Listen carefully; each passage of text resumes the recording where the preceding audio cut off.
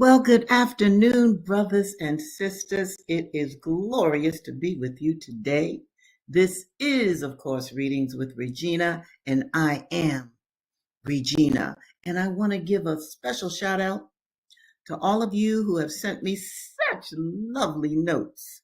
You came through my website, you filled out the form, I got your messages, and I believe I've answered all of the messages that were sent to me. And I also want to give a special beloved shout out to my former students from universities that I've taught at for many years who found me. Oh, it's so nice to hear what you're doing. And one of my students is now a real writer. And she said, "Oh, Professor Jennings, you inspired me when you first published my little poem many decades ago." That was just lovely. I'm not saying her name because she might not want me to say it. I don't know.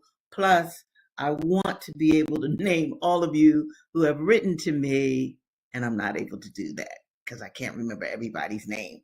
But welcome to Readings with Regina. And this episode is called Black Revolution, an insurrectionist and assimilated Indians, white fathers who sell their black sons. So I'm going to get right into this right now. I want to, especially for my new subscribers, thank you, new subscribers. Oh, my heart is so touched. Truly. And do spread the word. Absolutely spread the word. That is very, very important. So I'm trying to find, especially for my new subscribers, the book that I'm going to start off with. Those of you that have been hanging with me for a while, you know what I'm going to start off with. Because for a while, we are going to be reading this. The Half Has Never Been Told.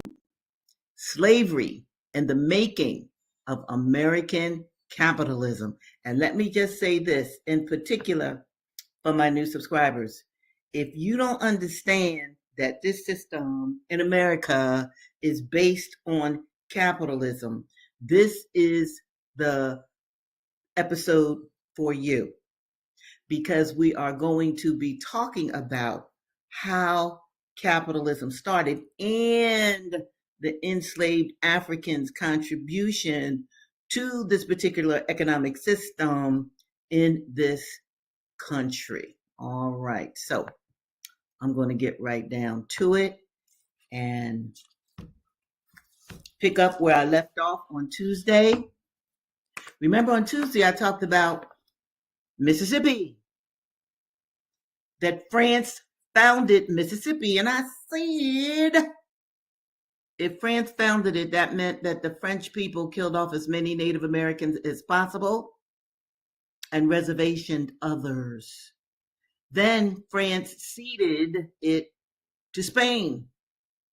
And then Spain didn't want to, in fact, include the white Americans within their territory as far as white Americans doing trade deals with Spain and with other countries. So there was this internal turmoil going on in the early Americas. All right, here we go. Spain's stubborn possession of the Mississippi's mouth kept alive the possibility that the United States would rip itself apart. Yet something unexpected changed the course of history. In 1791, Africans enslaved in the French Caribbean island colony of Saint-Domingue exploded in a revolt unprecedented in human history. Let me say this again. The enslaved people in the French Caribbean colony of Saint-Domingue exploded in a revolt unprecedented in human history. Saint-Domingue, the eastern third of the island of Hispaniola, was at that time the ultimate sugar island. the imperial engine of French economic growth. But on a single August night, the mill of the first slavery's growth stopped turning. All across Saint Domingue sugar country, the most profitable stretch of real estate on the planet, enslaved people burst into the country mansions. They slaughtered enslavers, set torches to sugar houses and cane fields, and then marched by the thousand on Cape Francois, the seat of colonial rule. Thrown back, they regrouped. Revolt spread across the colony. By the end of the year, thousands of whites and blacks were dead. As the cane fields burned, the smoke blew into the Atlantic trade winds. Refugees fled to Charleston, already burdened by its own fear of slave revolts, to Cuba, and to all the corners of the Atlantic world. They brought wild-eyed tales of a world turned upside down. Europeans in the throes of epistemological disarray. Look up that word, epistemological. Disarray because the French Revolution's overthrow of a throne more than a millennia old reacted to these events with a different but still profound confusion. See, there was also a revolution going on in the country or the nation of France between the commoners and the monarchy. Okay. Minor slave rebellions were one thing. Check this out. Total African victory was another thing entirely. It was incomprehensible. In fact, that European thinkers who couldn't stop talking about the revolution in France clammed up about Saint Domingue. The German philosopher George Hegel, I had to learn him in school, for instance, who was in the process of constructing an entire system of thought around the idealized classical image of a slave rebelling against the master, never spoke of the slave rebellion going on in the real world. This is very important for you to understand the role of the media. Didn't talk about it. Even as reports of fire and blood splattered every weekly newspaper he read, he insisted that African people were irrelevant to a future that would be shaped by the newly free citizens of European nation states. Yet the revolution in Saint Domingue was making a modern world. Today, Saint Domingue is called Haiti, and it is the poorest nation in the Western Hemisphere. But Haiti's revolutionary birth was the most revolutionary revolution in an age of them. By the time it was over, these people, once seemingly crushed between the rollers of European empire, ruled the country in which they had been enslaved. Their citizenship would be, at least in theory, the most radically equal yet. And the events they pushed forward in the Caribbean drove French revolutionaries in the National Assembly to take steadily and more radical positions, such as emancipating all French slaves in 1794. In an attempt to keep Saint Domingue's economic powerhouse on the side of the new leaders in Paris. Already, however, the slave revolution itself had killed slavery on the island, as an ex-slave named Toussaint Louverture had welded bands of rampaging rebels into an army that could defend their revolution from European powers who wanted to make it disappear.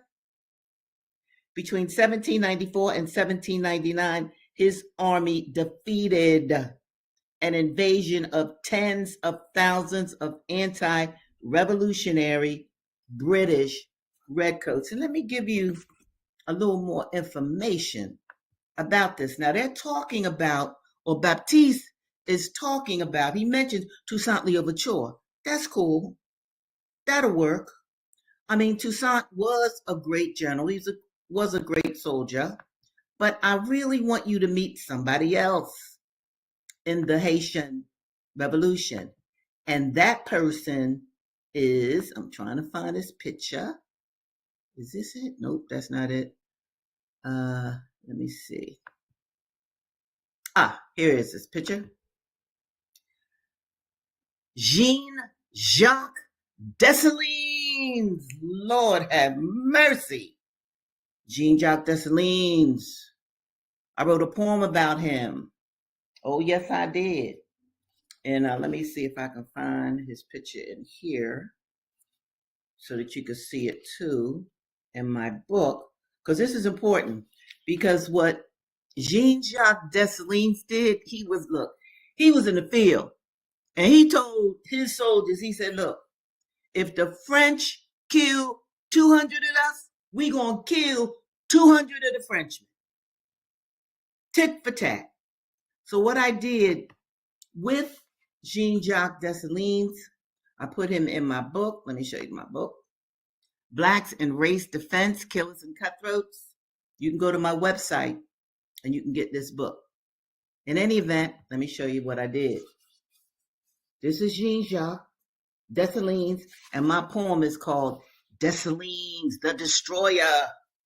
I mean, because boyfriend went on a rampage against the French that you would not believe. I mean, even his wife was like, baby, you got to stop this killing. But hey, Jean-Jacques Dessalines was a warrior soldier. He had seen how the French worked his people to death. I mentioned on Tuesday that in the Caribbean and the sugar plantations, hey, an African on average would last 7 years. That's how brutally they enslaved and worked those people. Let me see what this.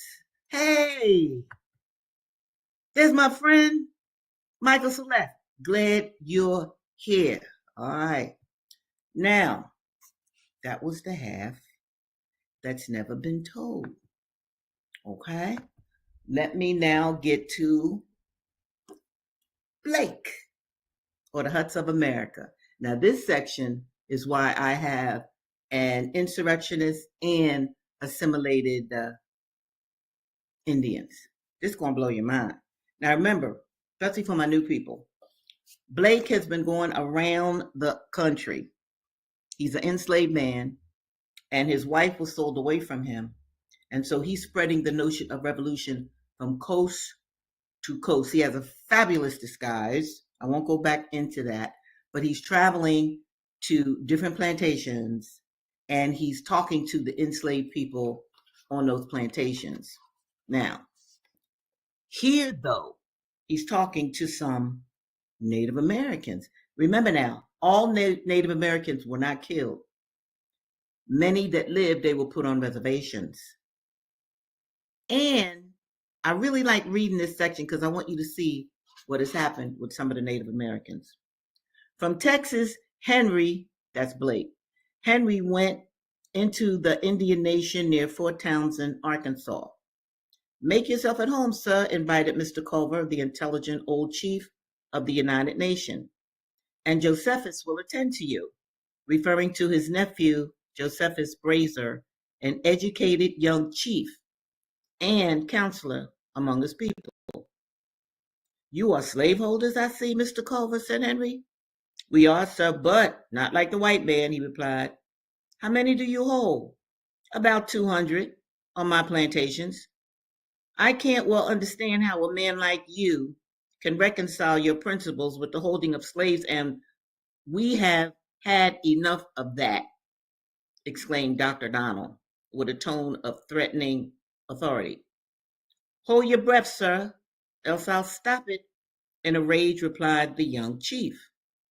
Sir, responded the doctor, I was not speaking to you, but only speaking to that Negro. Dr. Donald's a white guy. You're a fool, roared Brazier, springing to his feet. Come, come, gentlemen, admonished the old chief. I think you are both going mad. I hope you'll behave something better. Well, uncle, I can't endure him. He assumes so much authority, replied he. He'll make the Indians slaves just now. The Negro will have no friends. Donald was a white man, married among the Indians, a sister of the old chief, and aunt to the young. For the sake of her wealth and a home, a physician without talents, he was unable to make a business and unwilling to work. Mr. I want nothing more of you, interrupted Brazier. And don't, Josephus, interrupted the old chief. You will surely let the doctor speak. Donald stood pale and trembling before the young Choctaw, born in command, or born to command. When receiving no favor, he left the company muttering, nigger. Now you see, said Mr. Culver, as the doctor left the room, the difference between a white man and Indian holding slaves. Indian work side by side with black man, eat with him, drink with him, rest with him, and both lay down in shade together. White man even won't let you talk. In our nation, Indian and black all marry together. Indian like black man very much, only he don't fight enough. Black man in Florida fight much, and Indian like him heap. Blake, you makes a slight mistake about my people. They would fight if in their own country they were united as the Indians here and not scattered thousands of miles apart as they are. You should also remember that the Africans have never permitted a subjugation of their country by foreigners as the Indians have theirs. And Africa today is still peopled by Africans, whilst America, the home of the Indian, who is fast passing away, is now possessed and ruled by foreigners. So we'll continue that exchange next week between a black revolutionary and assimilated Indians. And let me just add this too while I'm here. There were a few black people that actually they were mostly biracial, In any event, they would own slaves. Understand that. Indians own slaves. And what does that tell you? This is what it tells you, and it definitely tells me. You see, what will happen in culture is that people, regular people, everyday people, working class people, will imitate their oppressors. It will become a cultural thing that everybody engages in. But I don't want to stay on that right now. I'll talk more about that at another time, because I want to get to Brother Fred, because we got to look at Brother Fred. That's a must. And when I say Brother Fred, who am I talking about? Frederick Douglass. He wrote this book in 1845. He was a real person, and he was enslaved as a child. Now, on Tuesday, I talked about how he was learning how to read, how he was so smart. He watched workmen working on a boat, and the workers on the boat, when they were putting the boat together, if it was if it was a starboard side, they'd write S. If it was, what is this? A starboard in the back, they would write LA. This is how, or one of the ways, because he learned many different kinds of tricks to learn how to read and to write. But he watched these guys and he was able to learn the alphabet. Okay, now where do I want to start here? I soon learned the names of these letters and for what they were intended when placed upon a piece of timber in the shipyard. I immediately commenced copying them and in a short time was able to make the 4 letters named. After that, whenever I met any boy who could write, and he's talking about a white boy now, I would tell him I could write as well as he. You know, see, males, they got this competitive kind of thing. You see it in sports.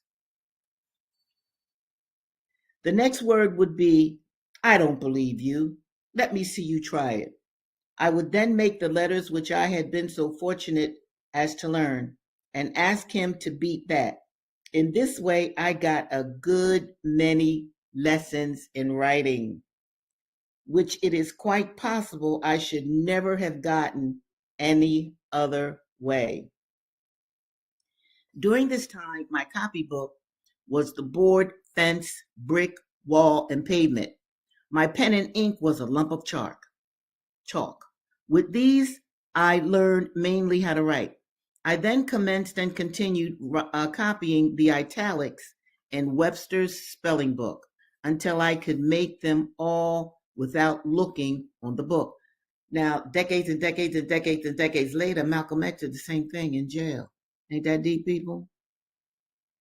By this time, my little master Thomas, see, little Fred, he was an enslaved man, biracial. His master sold him or sent him around to other relatives.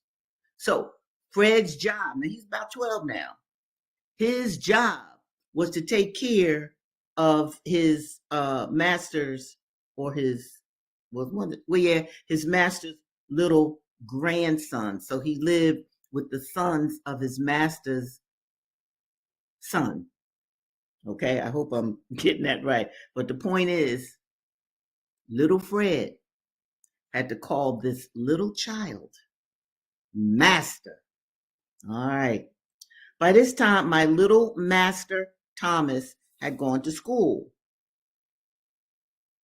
and learned how to write and had written over a number of copybooks.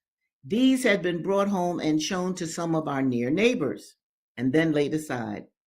My mistress used to go to class meeting at the Wilkes Street meeting house every Monday afternoon and leave me to take care of the house. When left thus, I used to spend the time in writing in the spaces left in Master Thomas's copybook, copying what he had written. I continued to do this until I could write a hand very similar to that of Master Thomas. Thus, after a long, tedious effort for years, I finally succeeded in learning how to write. Now, look, well, I'll give my little talk after I finish reading my books here. Now, this is Clotel, and it's written by William Wells Brown, but William Wells Brown actually wrote a narrative of his life as a slave. Let me see if I can find that. Okay. Now this is Clotel. This is the new version of Clotel, the President's Daughter. Now, William Wells Brown wrote about the President's Daughter. Now, he was writing about Thomas Jefferson's children, but he singled out Clotel, one of Thomas Jefferson's daughters. And see, enslavers always raped Black women and had children, but of course they would deny that. So it was very interesting that William Wells Brown wrote this novel that was very, very popular in 1853. Now, let me see if I can find his narrative. Yeah, here it is. Now, this is the narrative of William Wells Brown. You see, my books are so old that the narrative of William Wells Brown and Clotel are all in this one book. Okay, so I'm going to, before I even get to Clotel, I want to share with you the life of William Wells Brown, because like Frederick Douglass, he was an enslaved child. All right. Now, where shall I start here? Okay. After being, oh, that's right. He got whipped. He got whipped. This is William. Wait a minute. Here we go. When William was 12 years of age, 12 must be a special age here because that's the same age that Fred Douglass was sent away to a new master. When William was 12 years of age, his master left his farm and took up his residence near St. Louis. The doctor, and he was an actual medical doctor, having more hands than he wanted for his own use, William was let out to a Mr. Freeland, an innkeeper. Here, the young slave found himself in the hands of a most cruel and heartless master. Freeland was one of the real chivalry of the South. Besides being himself a slaveholder, he was a horse racer, cockfighter, gambler, and to crown it all off, an inveterate drunkard. What else but bad treatment could be expected from such a character? After enduring the tyrannical and inhumane usage of this man for 5 or 6 months, William resolved to stand it no longer, and therefore he ran away. Like other slaves who leave their masters, owing to severe treatment.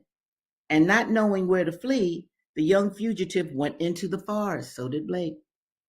A few miles from St. Louis. He had been in the woods but a short time when he heard the barking and howling of dogs, and was soon satisfied that he was pursued by the Negro dogs. Now I gotta show you this, because see, this is gonna blow your mind. No, let me read a little bit more. No, I'm gonna show you this. I'm gonna show you this now. Yeah, here we go. These, my brothers and sisters, my beloved, are Negro dogs. And I want you to take a real good look at those Negro dogs. But the brother in this painting, at least he's got an axe. And notice his woman is right behind him. All right, let me pick up the reading. I'll tell you more about these dogs momentarily. And they were called Negro dogs. They were also called the N-word dogs as well. And they were ferocious. Okay. The fugitive, that's William Wells Brown, climbed a tree to save himself from being torn to pieces. The hounds were soon at the trunk of the tree and remained there, howling and barking. And those in whose charge they were came up. The slave was ordered down, tied, and taken home. Immediately on his arrival there, he was, as he expected, tied up in the smoke house. Remember, he's a kid, he's 12. And whipped till Freeland was satisfied. And then smoked, I'll tell you about that in a minute, with tobacco stems. This the slaveholder called Virginia play.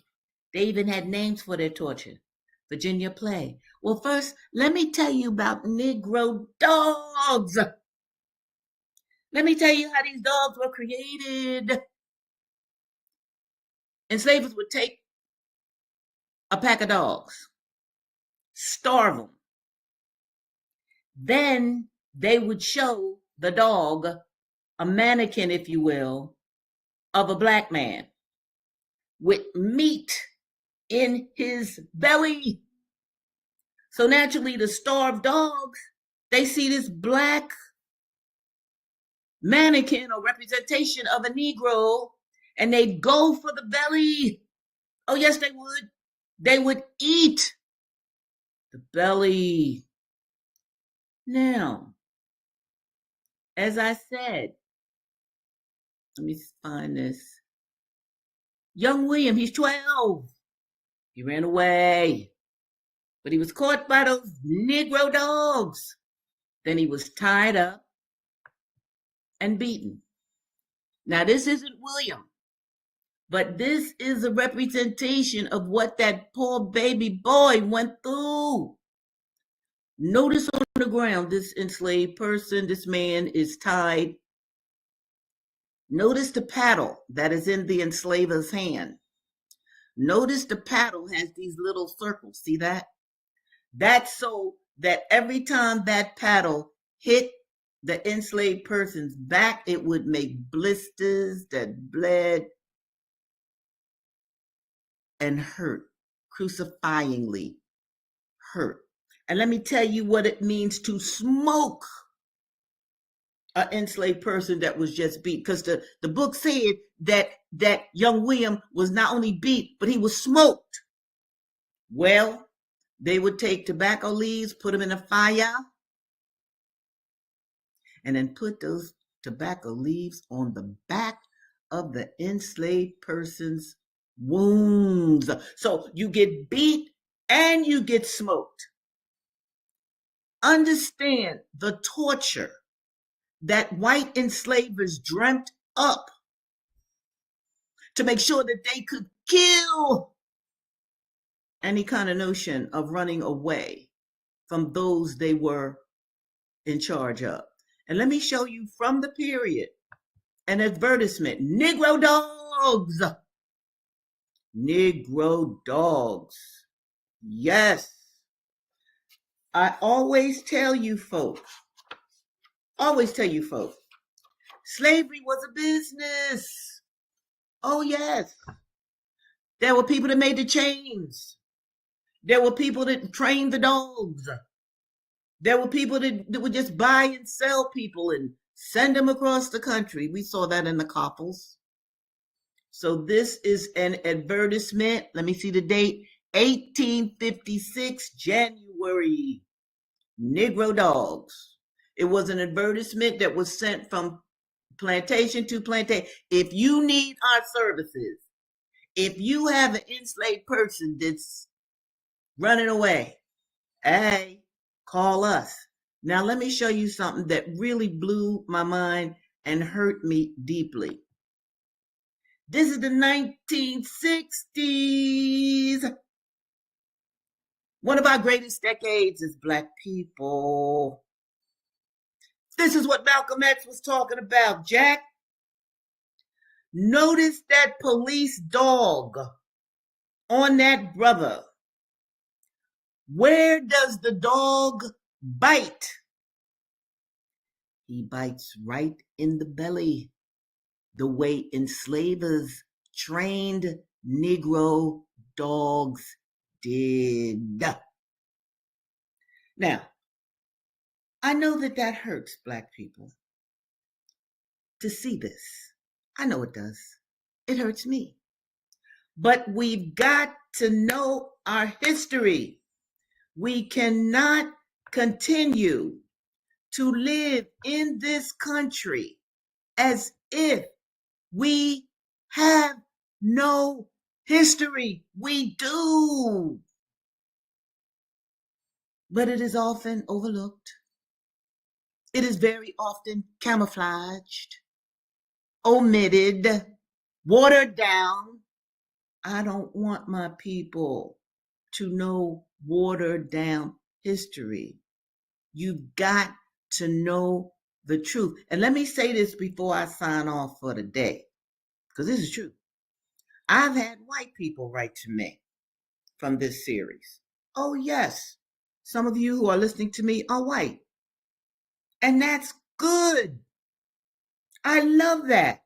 Wait till I get to the white abolitionists. Just wait. But I got to put my people first. We got to see what they went through and how they endured. That is key to our understanding of what was which is the foundation for what will be. Now, as I always say, share these videos. And if you have children, look at these videos with your children. I have them in mind when I make these episodes. And again, I know it's hard, very hard. However, you don't want your children living in a daydream. You want them to know the truth so they can grow into men and women and act accordingly. Well, brothers and sisters, as always, it's been so lovely to be with you. And I will be back next Tuesday at 2 o'clock, same place. I come on Tuesdays and Thursdays at 2 o'clock. So that's twice a week. You can read or listen to readings with Regina. And again, if you have any questions that you'd like to ask, go to my website, fill out the form, and I'll get right back with you. Now, do know that I care for you very much. And do know that if you're on this earth, you are very special and you do have a mission. I don't care what people tell you or don't tell you. You wouldn't be here if you didn't have your own mission. But you have to decide or find what that mission is. I love you very much, my people, and I will see you next Tuesday. Peace.